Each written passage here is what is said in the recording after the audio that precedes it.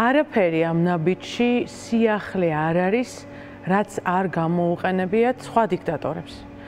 შეიძლება ითქვას, რომ გარკვეულ სახელმძღვანელოს მიყვებიან. ამ სახელმძღვანელოს შემდეგი თავი აუცილებლად არის ან პარტიების გაუქმება, ან პიროვნულად კონკრეტული ლიდერებისთვის არჩევნებში მონაწილეობის აკრძალვა. მაგალითს გეტყვით. ქალბატონი მაჩადო, რომელმაც ახლა მოიგო ნობელის პრემია ვენესუელაში, მას აკრძალული აქვს ვენესუელის არჩევნებში მონაწილეობის მიღება. მას აუკრძალეს არჩევნებში მონაწილეობის მიღება, იმიტომ რომ წინა არჩევნებში გამოჩნდა ძალიან კარგად, რომ ის არის პოლიტიკური ლიდერი, მას აქვს მხარდაჭერა და შესაბამისად, ამიტომ გაუგრძალეს მას არჩევნებში მონაწილეობა ისევე როგორც რამდენიმე ოპოზიციურ პარტიას, რამდენიმე ბოიკოტში დარჩა ვენესუელაში. ახლა მაგალითს გეტყვით ასევე ქვეყანაში, რომელსაც მე კარგად ვიცნობ, ბევრი წლის წინ მუშაობდი, მაგალითად უზბეკეთში. უზბეკეთს მართავდა ბიძინაზე ბევრად უფრო სისხლიანი და ბევრად უფრო რეპრესიული რეჟიმი ისლამ კორიმოვის მეშვეობით, რომელიც ახლა უკვე გარდაცვლილია, მაგრამ რომლის ოჯახის წევრები ახლა იხდიან სასჯელს ციხეში. მე მინდა გითხრათ, რომ როდესაც მე შეხება მქონდა ამ ქვეყანასთან, მართლა არავის არ წარმოედგინა, რომ ეს მოხდებოდა, იმდენად რეპრესიული ვითარება იყო იქ. არც ოპოზიციური ტელევიზია, ყველა ოპოზიციონერი ციხეში, პარტიებზე და საერთოდ ოპოზიციაზე, აი თუნდაც მოშინაურებულ ოპოზიციაზეც არ იყო ლაპარაკი. მიუხედავად ამისა, ფაქტი არის, გადაამოწმოს, ვისაც შეუძლია, რომ კი ბატონო თვითონ ვერა, იმიტომ რომ გარდაიცვალა, მაგრამ მის შვილებს სასჯელს აღთევინებენ კორუფციისთვის, სახელმწიფო თანხების გაფლანგისთვის. რითი თქმა მინდა, ამ გვირაბში, სადაც ქართული ოცნება შევიდა, ეს არის მოსალოდნელი ნაბიჯი, გადმოწერილია არსებული სახელმძღვანელოებიდან, მაგრამ თუ მოსახლეობის განწყობა რჩება ისევ ორიენტირებული შეურიგებლობაზე, ორიენტირებული მიუღებლობაზე ამ ხელისუფლების, მაშინ ადრე თუ გვიან ამას ბოლო მოეღება. კი ბატონო, მაგრამ თავად პოლიტიკურ ცხოვრებაში ეს როგორ წარმოგიდგენიათ, რაც მე მოვყევი, ასე ვთქვათ, გარემოებები, ეს შეიძლება რაღაც კონკრეტული პარტია აღებული სამიზნედ, აი ეს 4 ოქტომბერის თითქოს კარგად ჯდება იმ სურვილში, რომ მაგალითად ნაციონალური მოძრაობას კონკრეტულად შეახოს ეს პარტიული აკრძალვა. საქმე იმაშია, რომ ასე ხედავთ თუ არა, აი რაღაცა თითქოს ჯერ იყო ეს კანონპროექტი და შემდეგ მთელი 4 ოქტომბერი მოერგო, რომ მათ შორის ერთ-ერთ გარემოებად იქნას გამოყენებული. დიახ, აი 4 ოქტომბერთან მართლაც ეხა კი მაქვს გამოცდილება, მაგრამ მაინც გამიკვირდა როგორ დაემთხვა ჩემი კითხვები და ჩემი პროგნოზი. წინასწარ დაწერილიც მაქვს ეს ყველაფერი გამოცხადებული, რა შეიძლება და მომხდარიყო და რაზე არ იყო საუბარი საზოგადოებაში, რაზეც 2 წელი ვიღაცეებმა, რომლებიც დღეს ხელს იბანენ, მთელ საზოგადოებას ტვენი უბურღეს. ახლა გავიმეორებ იგივეს. აი ამ ცდელობიდან ეხა ნახეთ. ეს მორიგი, რასაც ვეძახი, მკვდარი ვირთხა, ქართული ოცნება როგორ მართავს საერთოდ ყველაფერს, ხო, არაფერს არ აკეთებს. აკეთებს მხოლოდ თავისთვის. უბრალოდ ესეთი ტაქტიკა, მკვდარ ვირთხას დააგდებს მაგიდაზე, ეძახიან ამას და მე ყველა, აი რაც გააკეთა ყაველაშვილმა, ვიღაცა ფილოსოფოსები რო განიხილა. ეხლა ხო სერიოზული არ იყო. ეს იყო ეს ტაქტიკა, მკვდარი ვირთხის დაგდება მაგიდაზე, რაღაცა სისულელის თქმა, აბსოლუტურად რადიკალური და მთელი საზოგადოება იმის მაგივრად რო ვთქვათ. რას მოცდა იმ დღეს, რომ ფილოსოფოსებს განიხილავდა რა უნდა. არა, იცით რა, ეს იყო, ანუ რაც არის, იცით რა არის, ბევრი სახელმძღვანელოები არის ჰიბრიდული საინფორმაციო ომის ტაქტიკაზე. ეს ახალი არ არის. ერთი კარგი არის ამ ყველაფერში ჩვენ სასარგებლოდ, ანუ დემოკრატიის მოყვარული ხალხის სასარგებლოდ. ჩვენი მოწინააღმდეგეები ახალ რაღაცებს ვერ იგონებენ.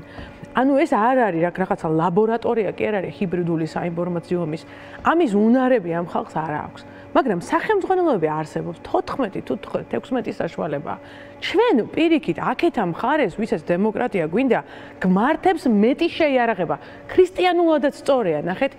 რა წერია ბიბლიაში, რომ ჩვენ კი არ ვებძვით ვიღაცა ხორციელს და ვიღაცას იმას კონკრეტულ ბიძინას თუ ირაკლი ცოფიანს თუ ვიღაც არ ვებძვით, ჩვენ ვებძვით იმას, რასაც ისინი წარმოადგენენ და ამ მიმართებაში სრულიად შეიარაღებული უნდა ვიყოთ, წოდნით და არა ვართ.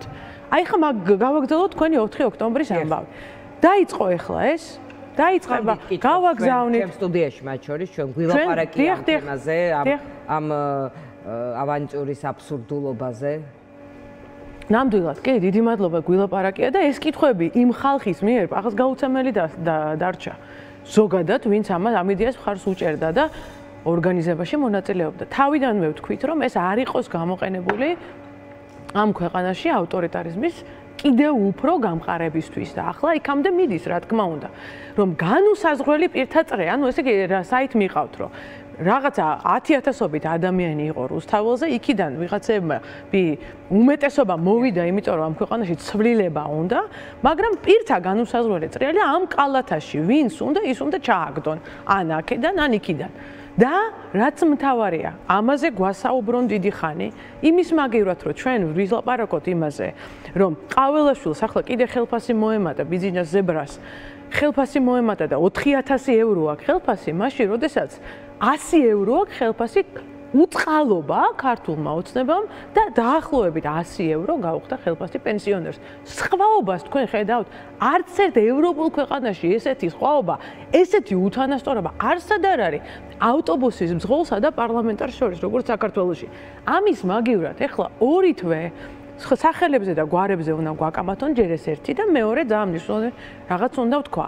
ვატყობ, რომ ვიღაცეები ეხლა ემზადებიან პოლიტიკაში შემოსასვლელად, ეს იმისთვისაც კეთდება, რომ ვინც უკვე რაღაცა შედეგი დადო, ისინი პოლიტიკიდან უნდა გაწიონ და ახალი ბიზნეს კბილის ექიმი, ბიზნეს ჩანთის დამტარებელი, ბიზნეს კარის გამღები, ბიზნეს ყავის მომდუღებელი, ეს ყველა ადამიანები დასასაქმებელია. ადვოკატი იგულისხმეთ ახლა?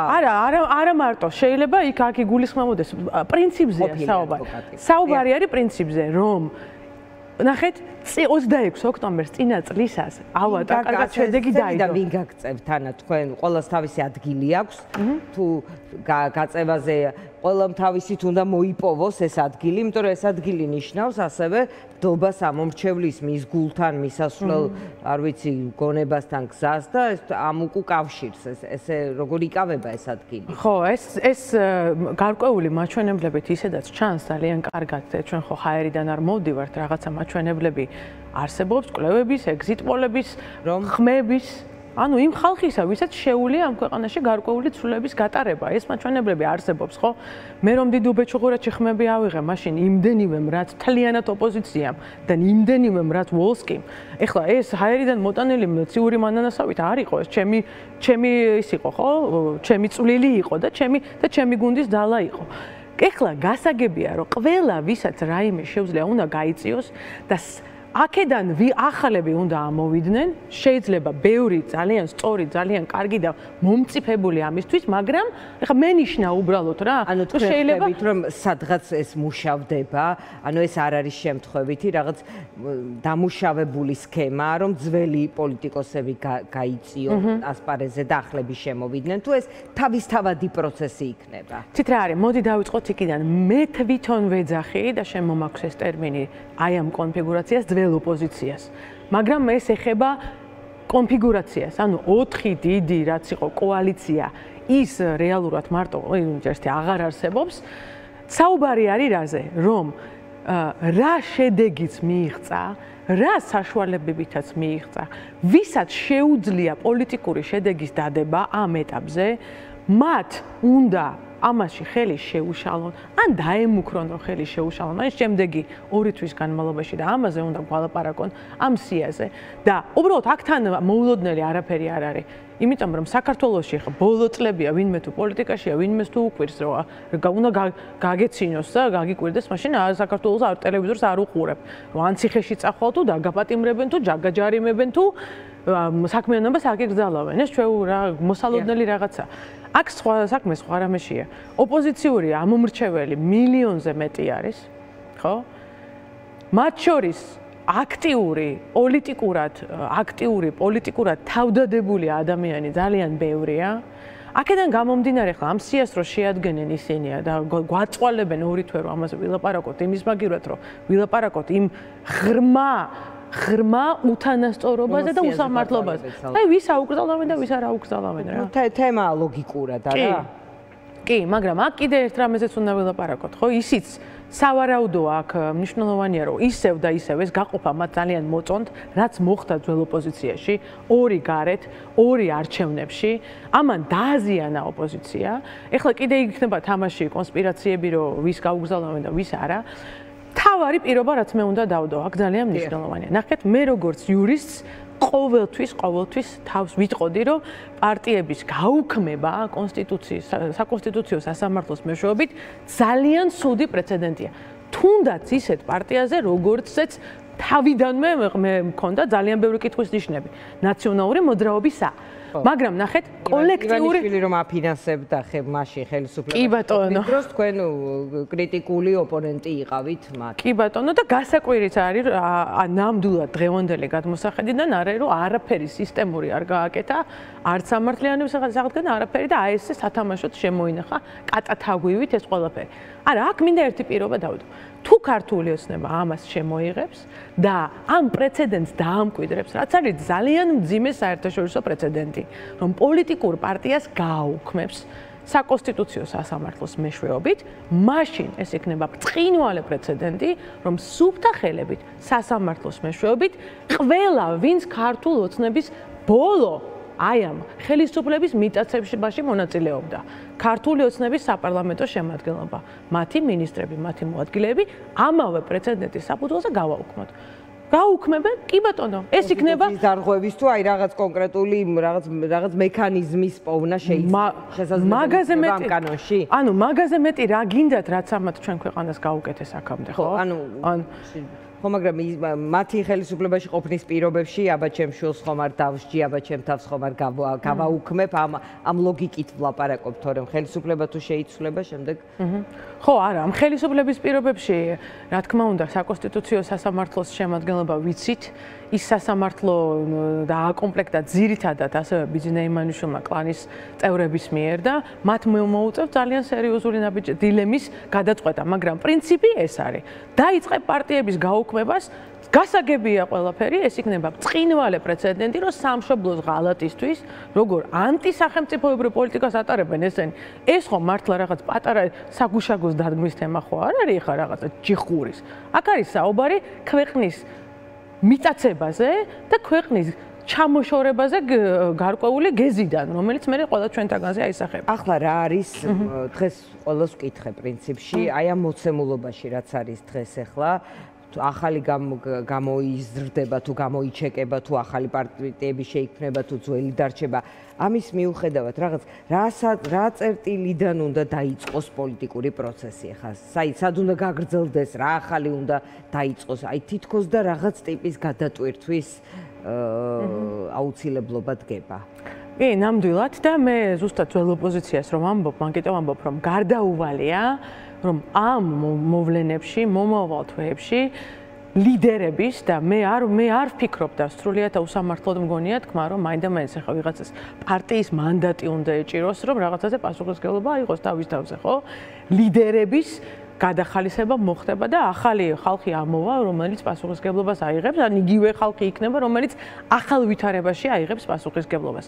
ერთი, ასევე მინდა ვთქვა, რომ ჩვენთვის ძალიან მნიშვნელოვანია და ეს ჩემ დღევანდელ ინიციატივას უკავშირდება ეს საერთაშორისო ასპარეზი, რომელიც ახალ ეტაპზე გადადის. დიახ, ანაკლიის და ტრამპის რაღაც კითხავთ ბუნებრივად. ხო, ანუ ახალ ეტაპზე გადადის საერთაშორისო ასპარეზი დიდი საერთაშორისო მოკავშირეები ჩვენთვის არის ძალიან მნიშვნელოვანი. ის რაზეც რა ღილაკზეც უდევთ ხელი, მაგრამ ღილაკისეც ჯერ არ დაუჭერია. არც ტრამპის ადმინისტრაციას, არც დიდ ბრიტანეთს, ევროკომისიაც, ხო ხედავთ ახლა ველოდებით რაღაცა გადაწყვეტილებას ოქტომბერში შეიძლება, მაგრამ ეს გადაწყვეტილება მე მათ პირდაპირ ვეუბნები, რომ სუბუქია ის რომ ვიზებს გაუჩერებენ მაგალითად მარტო ლურჯი პასპორტების მფლობელებს, რაც გადაწყვეტილებაც მზადდება ცოტაა დღევანდელ ვითარებაში. ეს უკვე ძალაში შესული გადაწყვეტილებაა. არა, ცოტა განსხვავებულია გადაწყვეტილება, ეს იქნება ევროკომისიის დონეზე გადაწყვეტილება, რომელიც სავალდებულო იქნება ყველასთვის. იმიტომ რომ დღეს რა ზომაც არის მიღებული, ის არის დიპლომატიური პასპორტი. კი, ის არის ინდივიდუალური სახელმწიფოების მიხედვით, შენ შეგიძლია დაანერგო და შეგიძლია არ დაანერგო. მაგრამ როგორც ჩანს, საუბარი ახლა არის, რომ ვიზოს კი არ გაუჩერებენ ყველას. არამედ სავალდებულო გადაწყვეტილება იქნება, რომ ყველამ შეასრულოს ვიზის უვიზოს შეჩერება იმ ხალხისთვის, რომელიც გარკვეულ სახელმწიფო თანამდებობებზეა. და ეს თუ მოქმედება, ესეც ძალიან ცოტა. ყველაფერი რაც ეხება მხოლოდ და მხოლოდ ვიზებს ცოტა. ამავე დროს აი ახლა მომავალ კვირას მიიღებენ დაახლოებით 18 სანქცია მზადდება რუსეთთან მიმართებაში. 18 სხვადასხვა ტიპის სანქცია. ნავთობს, რომელიც ეხება, გაზს, რომელიც ეხება, ანგარიშებს, ამ ქონების ჩამორთმევას მიმართებაში ეს შეიძლება ყოფილიყო გამოსავალი. ანუ სანქცია აქამდე არსებულით ივანიშვილის ქცევა რაიმე ფორმით სანქცია ხომ არის ქცევის ცვლილების მიმართული. რაიმე სადმე შეცვალა მან ამის ან შიშით ან დამდგარი ფაქტის შედეგად. მე ვფიქრობ, მნიშვნელოვანია რომ მივაქციოთ ყურადღება რა მდგომარეობაშია ჩვენი ეკონომიკა. რაზეც აკეთებს ყურადღებას ამახვილებს ყველა დამოუკიდებელი ექსპერტი და ამიტომ არ ვიტყვი საქსტატ, რომელიც თავის კაბინეტში ალბათ კობახიძის კაბინეტში წელს ბანკის სხვადასხვა ორგანიზაციების პროგნოზით არ არის 7%-იან ზდაზე არის აქცენტი. კი, თუმცა ინფლაციასთან მიმართებაში ეს ჩვენი მოქალაქეებისთვის არაფერს არ ნიშნავს. პარალელურად არის უდიდესი ინფლაცია, რის გამოც საქართველოში უფრო ძვილი ფასებია, სადაც ავტობუსის მძღოლს, სადაც იმ ქვეყნებთან შედარებით, სადაც ავტობუსის მძღოლს 3000 ევროა თვეში. ანუ როგორ შეიძლება შენ ქვეყანაში და ბელგიაში ეკონომიკური დონეს როგორ უკავშირდება? როგორ და ნახეთ, რუსეთთან მიმართებაშიც სანქციების მიღება, ეს 18 სანქცია, რომელიც არის მაგიდაზე და მანამდე რაც იყო. ისინი მათ არ აქვთ პირდაპირი მიზეზობრივი კავშირი კონკრეტულად ვლადიმერ პუტინის გადაწყვეტილებასთან, როგორ მწიფდება გადაწყვეტილება მის ტვინში, ხო? ეს ხო პირდაპირ მასზე გავლენას არ ახდენს, მაგრამ გავლენას ახდენს ვითარებაზე, რასაც რუსეთი თავისი დემოგრაფიული მოცემულობიდან გამომდინარე უფრო უძლებს. საქართველოს დღეს ეკონომიკური ვითარება არის ურთულესი, მარტო წნეხის გამო არ მიდის ეს ბიზნესები. ბიზნეს, ესე იგი ოლიგარქატი არ გადის საქართველოსთან. ისინი ასევე იმიტომ გადიან, რომ საქართველოში რთული ეკონომიკური ვითარებაა. ის დოპამინი, რომელიც ჩვენ ქვეყანაში რუსეთის სახით შემოვიდა თავისი ფულით, ხო? რუსეთ-უკრაინის ომის დაწყების შემდეგ ეს იწურება, ამოიწურა. ეს ხალხი გადავიდა სადღაც, ან ფული შემოიტანა, უკვე დააბანდა. შეუიარაღებელი თვალით შეიძლება ეს ყველაფერი დაინახა უკვე გაცარიელებულ ქალაქში საღამოობით. იმ ადგილებში, სადაც ყოველთვის ძალიან ბევრი ხალხი იყო და რო დავანებოთ თავი, ასევე ძალიან ბევრი მონაცემებია ამისი გადასახადები რამდენი იკრიბება ქვეყანაში და ასე შემდეგ. სანქციებში იგულისხმება ჯერ ეს ერთი კონკრეტულად დისკომფორტის გაწევა, დისკომფორტის შექმნა კონკრეტულად ბიძინა ივანიშვილისთვის და მისი შემადგენლობისთვის, ფულის ტრიალისთვის ხელის შეშლა, ასევე უფრო სერიოზულ სანქციებზე შეიძლება იყო ლაპარაკით, რომლის მიხედვითაც ჩვენი საბანკო სექტორი ცოტა უფრო პასუხისმგებლობით მოიქცეოთ. მე არ ვარ კმაყოფილი, არ მინდა ამაზე ხა საუბარი, იმიტომ რომ ანაკლის სპორტზე მინდა საუბარი და მინდა მოვასწრო, მაგრამ მოდი ვილაპარაკოთ. ხო, მაგრამ ცოტა სერიოზულად აქვს ეს ბერკეტები ევროკავშირს, რომ გამოაფხიზლოს ჩვენი საბანკო სექტორი, რომელიც წესით უნდა უსმენდეს ლონდონს, უფრო მეტად ვიდრე სოლოლაკს. კი ბატონო. დიახ. ვილაპარაკოთ ანაკლის სპორტთან დაკავშირებით, რა ინიციატივა გაქვთ თქვენ ამ ვითარებაში, რომ რაღაც საგარეო ასპარეზზე რაღაც დალაგების წინაპირობა შეიძლება იყოს? დიახ, ჩვენი ამოცანა როლის არ ვიცი, დაბრუნების თუ გამოკვეთის. ჩვენი ამოცანა ეს არის.